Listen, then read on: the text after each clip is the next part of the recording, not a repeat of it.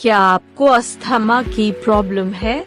सांस तालिका में सूजन, कफ जमना, छाती में जकड़न, जल्दी सांस छोड़ना, लगातार खांसी रहना इत्यादि समस्या है? तो अब आप घबराइए नहीं, आज ही ले आइए ओम श्री वर्धमान फार्मास्यूटिकल्स का ओम ब्रोंग आउट DS मोल्ट, जो है संपूर्ण आयुर्वेदिक।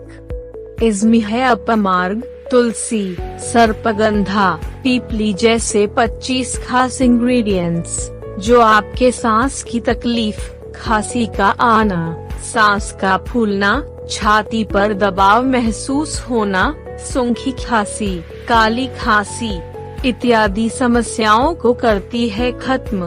तो आज ही ले आइए ओम ब्रोंग आउट DS मोल्ट और भूल जाइए सांस से रिलेटेड सारी परेशानियों को।